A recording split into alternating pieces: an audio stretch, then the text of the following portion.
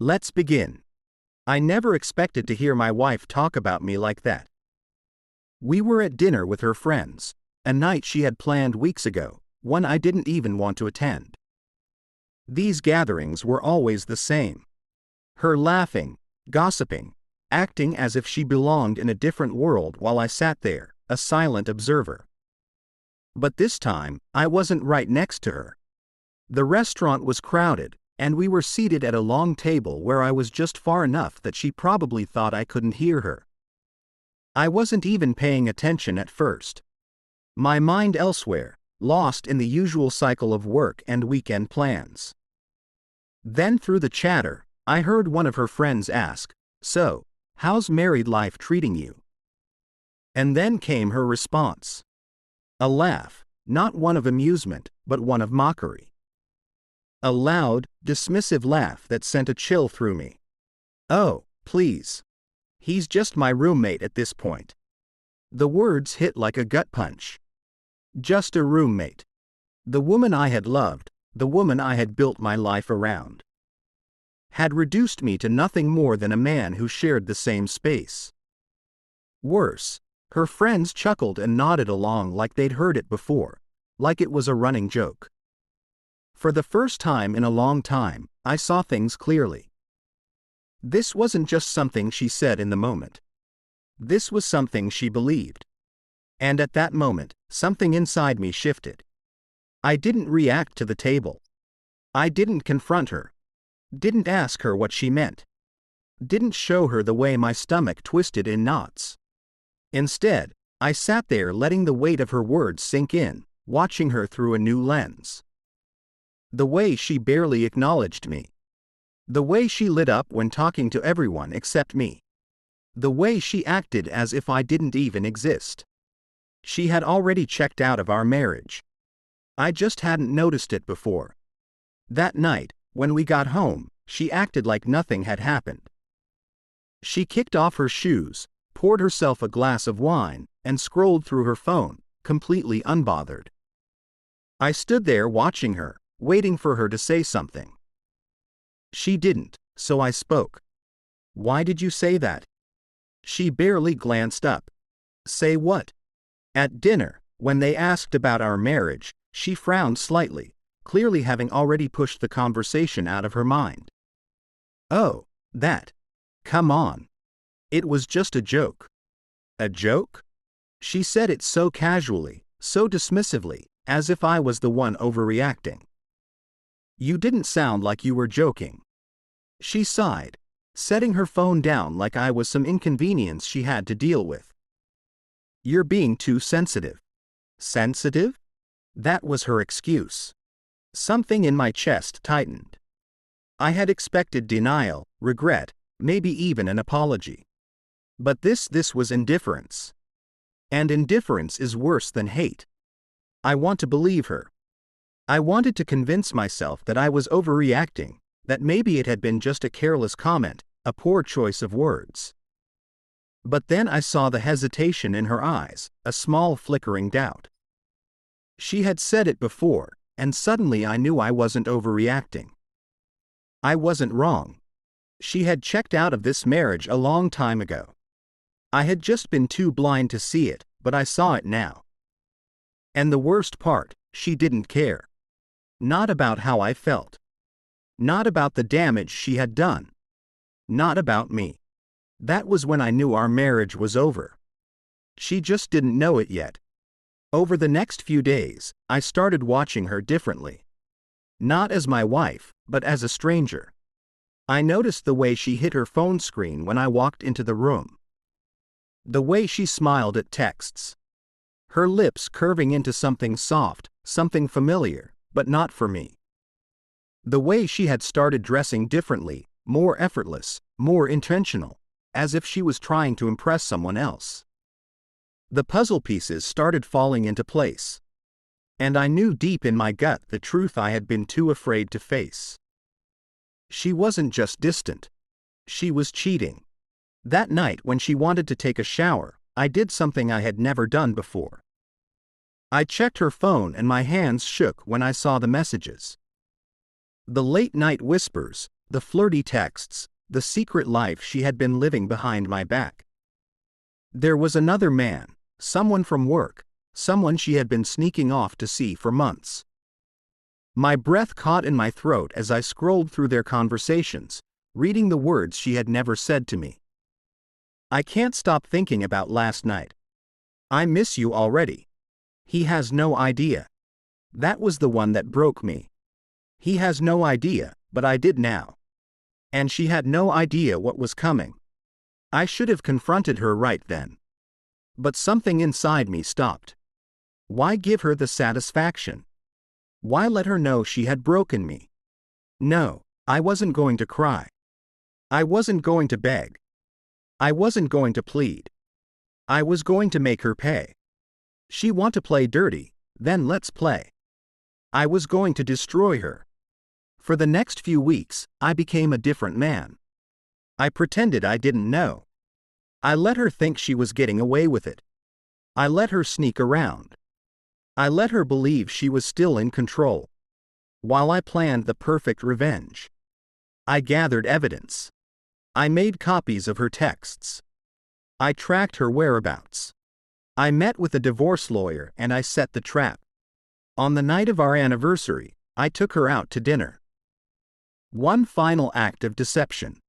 I smiled. I laughed. She thought she had won. She had no idea what was coming. Halfway through the meal, I pulled out my phone and I pressed play. Her own voice filled the room, moaning, whispering his name, confessing her betrayal. Her face went white, her hands shook. Her friends silent. The entire restaurant watching. She had humiliated me and now I had destroyed her. For a moment everything froze. The restaurant, once filled with laughter and the clinking of glasses, had fallen into a heavy silence. Every eye was on her. My wife ***.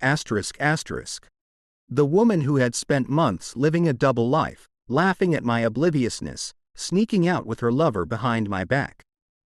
*** was now exposed under the harsh light of the truth. She just sat there, her fingers trembling against the white tablecloth. Her breath shallow. The color had drained from her face as if the life had been sucked right out of her. Good. She deserved this moment of pure, inescapable shame. Her lips parted, but no words came out. What would she possibly say? That it wasn't what it looked like. That I had misunderstood. That she was sorry. There was no way out for her now.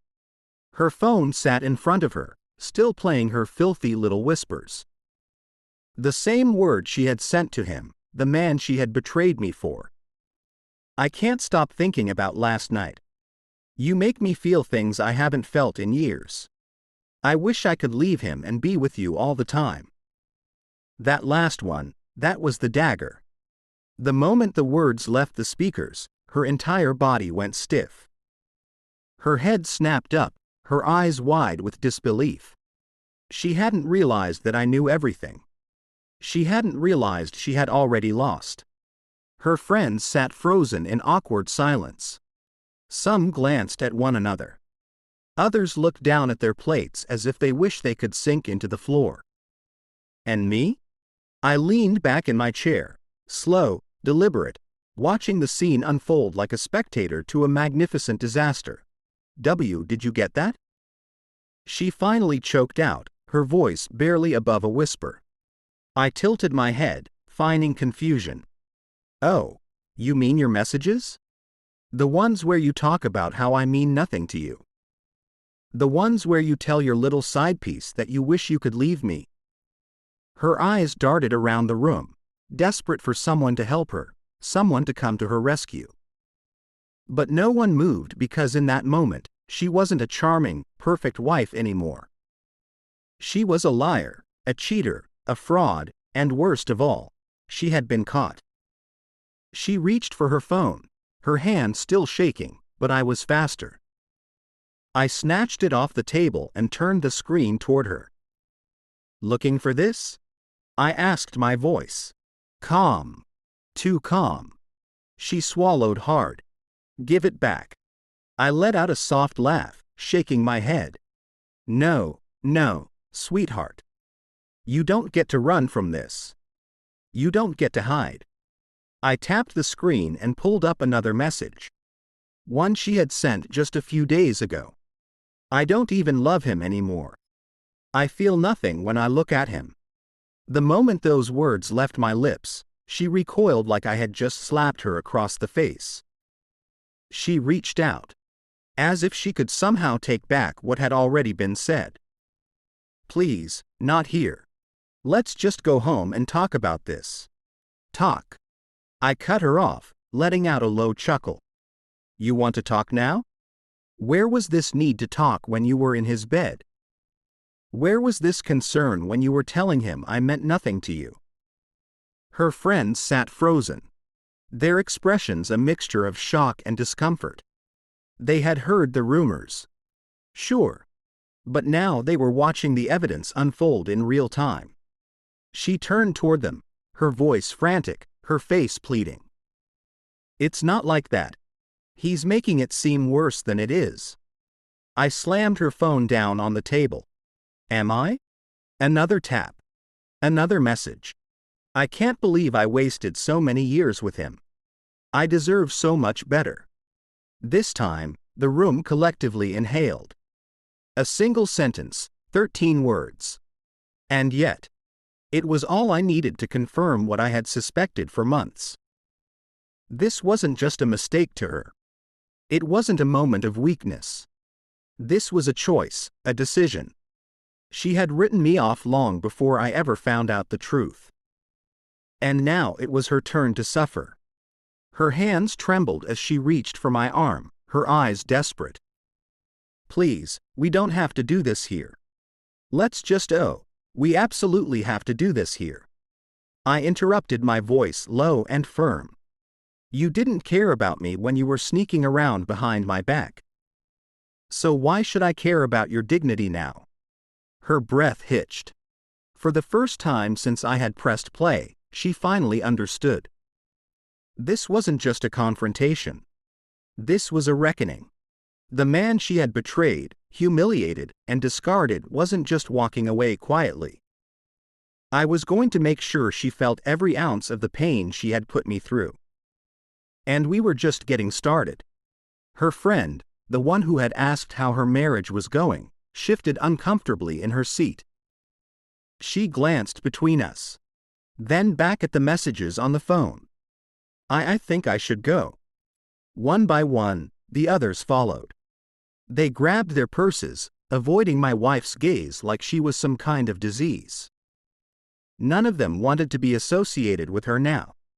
None of them wanted to be caught in the wreckage of her downfall. As the last of them stood, my wife panicked. Wait, don't. But they didn't wait. And just like that, she lost the one thing she had valued above all else. Her image, her reputation, her social circle. The thing she had always cared about more than me. I leaned in, my voice low and sharp. How does it feel, darling, to have the whole world see you for what you really are? She didn't answer. She couldn't, because for the first time in her life, she had nothing to say. The silence in the restaurant was deafening. She sat across from me, her once carefully maintained poise now in ruins. The woman who had spent months lying, sneaking around, and treating me like a disposable afterthought, now looked like she was barely holding herself together. Her hands trembled against the table. Her face, once always put together, always polished, was now pale, her carefully applied makeup doing nothing to hide the truth written all over her expression. She was exposed. She had spent so long controlling the narrative, spinning lies, making a fool out of me behind my back. But the game was over, and I wasn't done yet. She opened her mouth, probably to beg, to twist the truth one last time. But I didn't give her the chance. I slid an envelope across the table, the smooth paper gliding effortlessly over the linen. She stared at it like it was a bomb about to explode in her hands. What's this? I leaned back, my voice calm. Open it. Her fingers hesitated before finally pulling at the flap. She took out the crisp, neatly prepared divorce papers, her eyes scanning the text in disbelief. Her face contorted, flipping through the pages as if she could somehow change what was already written. What had already been said emotion long before this moment. "You're divorcing me," she whispered as if the very thought was incomprehensible. I tilted my head. "What did you think was going to happen?" She blinked rapidly, her throat bobbing as she swallowed hard. I thought she trailed off, shaking her head. She thought I would stay. She thought I would forgive. She thought I would let this slide. She thought wrong. For the first time that night, panic crept in her eyes. "Wait. Just listen to me." She stammered, her voice cracking. I didn't move. I didn't blink. "Listen to you." I echoed, "Like how you listened to me when I asked why you called me your roommate. Like how you listened to me when I asked if there was someone else. Like how you listened to me when I stood by you, supported you, and loved you while you lied to my face." She flinched like every word was a dagger to the chest. She reached out, fingers brushing against my wrist. But I pulled away. That's when the first tear fell. And suddenly, the reality of what was happening hit her all at once. She wasn't just losing me. She was losing everything. She shook her head furiously, gripping the papers as if they were a death sentence. "No. We can fix this," she pleaded, her voice rising in desperation. "We just need time. I wasn't thinking. I made a mistake." I let out a quiet, humorless laugh. "A mistake?" I repeated. "You didn't just make a mistake, sweetheart. You made choices over and over again. You lied. You betrayed me. You threw away our marriage like it was nothing. And now you're paying the price." Her breath hitched. "I'll do anything, please." I'll cut him off. "I swear we can go to therapy." "We can." I lean in slightly. My voice a lethal whisper. "You were already gone long before I found out. You don't love me. You never did." She opened her mouth, but no words came out because she knew I was right. She had checked out of our marriage long ago, and now I was checking out of hers. The weight of everything settled over her. And I watched as her face twisted with fear. Not because she was losing me, but because she was losing the security that came with me. She wasn't crying for our love. She was crying because she was alone now. I stood up slow and deliberate. "We're done here." She shot up from her chair, her voice frantic. "Wait, please don't do this." I turned my back on her. And as I walked away, I didn't feel anger. I didn't feel hatred. I just felt free. It didn't take long for the fallout to begin. I had planned everything down to the last detail. She came home later that night to find our apartment empty. I had taken everything that belonged to me. My clothes gone, my important documents safely locked away, our share accounts frozen, her credit cards canceled. Everything she had once depended on vanished. And that's when reality finally set in for her because she was truly completely alone. The text started the next morning. Her. "Where are you? We need to talk." Ignored. Her. "I know you're mad, but please, let's just fix this." Ignored. Her. "You cancel my cards? Are you serious?" Read. Ignored her. "You can't just leave me like this." Oh, but I could. And I did. It didn't take long for the consequences of her actions to catch up to her. The man she had cheated with. He wanted nothing to do with her now. Her so-called friends, they had distanced themselves and her finances crippled. She had laughed with him about me being just her roommate. Now she had to face the reality of what that actually meant because now she really was just a woman in an empty apartment. No husband, no stability, nothing. One day, she sent one final message.